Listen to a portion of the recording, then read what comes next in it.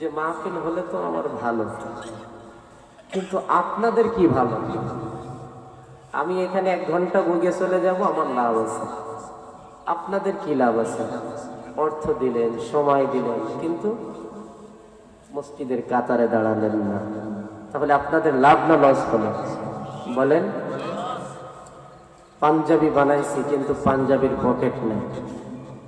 পাঞ্জাবির দাম আছে কি? আপনাদের কি অধৈর্য হচ্ছে?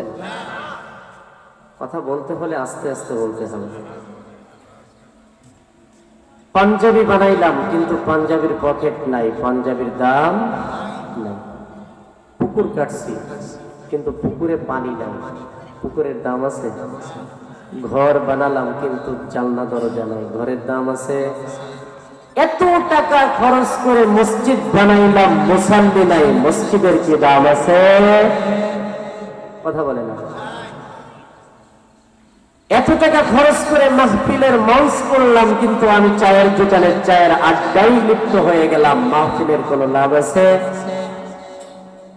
আজকের দেখেন চায়ের দোকানে যে ভিড়, ওখানে হেরাই আসলে এখানে জায়গা তো বাদই দিলাম, বড় ফিল্ড লাগবে, বড় একটা মাঠ লাগবে, কিন্তু তারা তো আসিরাই মাহফিল শুনতে আইসে বাদাম আর চটপটি আর ফুচকা খাচ্ছে। ওখানে আবার আমার বাবাজিরা আছে, শুধু তা না, যুবক ভাইরাও আছে, সাথে বোনেরাও, সাথে মাও আছে। আজকে সমাজ নষ্ট হচ্ছে আমাদের কারণে। আমরাই করতেছি, আবার আমরাই বলতেছি যে ওরাই সমাজ নষ্ট করতেছে, কিন্তু না, সমাজ আমরাই নষ্ট করতেছি হাতে করে। প্রশ্ন করতে পারেন, হুজুর এমন একটা অপবাদ কেন দিলেন? আমরা কি সমাজ নষ্ট করতেছি? আপনি দেখেন, আপনি নামাজে আসতেছেন মসজিদে, অথচ আপনার মেয়ে পার্লারে যাচ্ছে সাজার জন্য। আপনি হজ করতে গেছেন মক্কা মদিনায়, আর আপনার স্ত্রী এদিকে বাজারে যাচ্ছে বাজার করতে। আপনি তবলিগে গেছেন 40 দিনের জন্য, এদিকে আপনার মেয়ে বয়ফ্রেন্ডের হাত ধরে রমনা পার্কে বসে আড্ডা দিতেছে। কথা বলেন, বাস্তব না অবাস্তব? বাস্তবতা কিনা? তাহলে আপনি নষ্ট করতেছেন না? আপনি আপনার পরিবারের যত সদস্য আছে সব সদস্যের আমির, জিম্মাদার হলেন আপনি। আপনি বাবা, আপনি জিম্মাদার। আপনি দাদা, আপনি জিম্মাদার। আপনি যদি আপনার পরিবারটাকে কন্ট্রোল না করতে পারেন, তাহলে তো আপনার মেয়ে ঠিকই গার্লফ্রেন্ডের হাত ধরে, বয়ফ্রেন্ডের হাত ধরে পার্কে পার্কে ঘুরে বেড়াবে, এটা স্বাভাবিক। কারণ শুটকি মাছ চেনেন না আপনারা? চেনেন? বিড়ালের সব থেকে পছন্দনীয় খাবার কি বলেন তো? শুটকি মাছ। শুটকি মাছ বিড়ালের সামনে দিয়ে যদি আপনি নসিহত করেন, ওয়াজ করলেন যে আমি একটু চায়ের দোকানে যাচ্ছি, একটা চা খেয়ে আমি আসতেছি, ততক্ষণ তুমি এই শুটকি মাছগুলা দেখে রাখবে। এখন ওয়াজ তো বিড়ালে খুব সুন্দর করে শুনেছে, চা খাইতে যখন গেছে, আমল সাথে সাথে শুরু নাকি দেরি? বলেন। আমল ওয়াজ করে গেছে খাবা না, আর ও আমল করতেছে, খাইতেছে, এসে দেখে যে সব শেষ। কয় যে আমি তোর এতক্ষণ ধরে নসিহত করলাম খাবি না, আর তুই সব খাইয়েই শেষ করে দিচ্ছি। আমাদের সমাজের ভিতরে এমন কিছু হয়ে গেছে, শুটকি মাছকে আমরা বিড়ালের সামনে দিয়ে নসিহত করতেছি খাবি না। সম্মানিত হাজিরিন, আল্লাহ তাআলা বলেছেন কোরআনুল কারীমের ভিতরে, আমার নিয়ামতকে ঘুরে ঘুরে দেখো। কিন্তু কিভাবে নিয়ামত দেখবো? বলেন। কক্সবাজারের সমুদ্র সৈকত ওখানে দেখতে যাব, পাহাড় দেখতে যাব, আল্লাহ তাআলার অন্যান্য নিয়ামতগুলা দেখতে যাব, সেখানে গেলেই ঈমানের 12 বেজে যায়। প্রশ্ন করতে পারেন কেন ঈমানের 12 বাজে? আমি তো মূল আলোচনার দিকে একটু পরে যাব, আপনারা অধৈর্য হয়েন না। প্রশ্ন করতে পারেন, হুজুর ঈমানের 12টা কিভাবে বাজতেছে? আমি নিজেই পরীক্ষিত, গিয়েছি কক্সবাজারে, একটা ঝর্ণার পাশে ইচ্ছা করেছে একটা ছবি তুলবো, যুবক বয়স যেহেতু, চ্যাংড়া বুদ্ধি, একটা ছবি তুলবো ইচ্ছা করেছে, পাঞ্জাবি গায়ে আছে।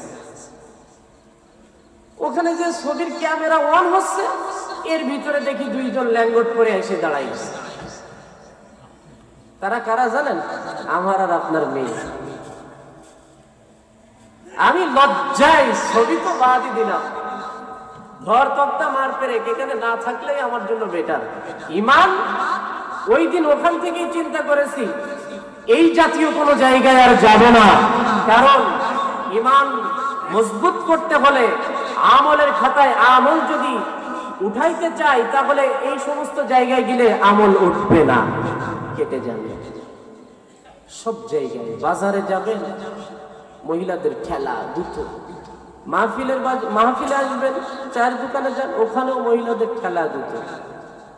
এই এলাকার মহিলারা রাগ করবে না, একটু পরে করবেন এই হুজুর জীবনের জন্য এদিকে আনা হয় না, খালি আমাদের করছে, সবাই বলবো। কিন্তু বাস্তবতা যেটা, এটা আগে এই দিক থেকে আমাদেরকে ফিরে আসতে হবে। কি ভাই, আসতে হবে না? বাজার ঘাটে, শহরে বাজারে, সব জায়গায় মহিলারা, যাদের কারণে আমরাও এখন চিন্তা ভাবনা করে, যেটা আমি পেয়েছি ক্ষুদ্র জ্ঞান দিয়ে, পর্দা করতে হবে পুরুষেরই পর্দা করতে হবে, যেহেতু মহিলাদের পর্দা এখন করতে লজ্জা করে, ফ্যাশন হয়ে গেছে। বাজারে যাই, সেখানেও মেয়ে মহিলা, পার্কে যাই, সেখানেও মেয়ে মহিলা, দোকানপাটে যাই, সেখানেও মেয়ে মহিলা। নজর তো আর কন্ট্রোল করতে পারে না। নজরের কাজ হলো এদিকে তাকানো, কারণ এদিকে তাকাইলে নজর মজা পায়। কি পায়? মজা পায় কিনা বলেন?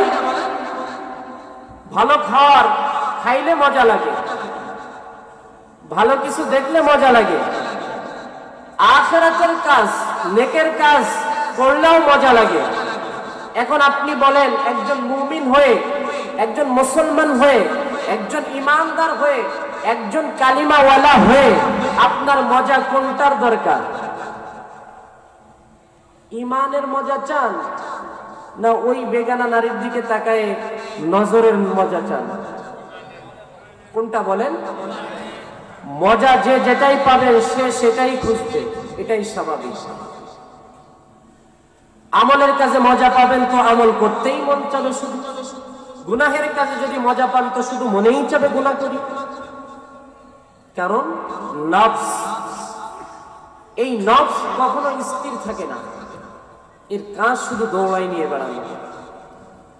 শেখ সাদি রাহমাতুল্লাহ আলাইহি ফারসি একটা কিতাবের ভিতরে বলেন, নফস শয়তান যাক্কারিমা রাহমান, নফস শয়তান যাক্কারিমা রাহমান, রহমত বাশুদ শাফাত কাহিমা। নফস চাবে বেগানা নারীর দিকে তাকাইতে।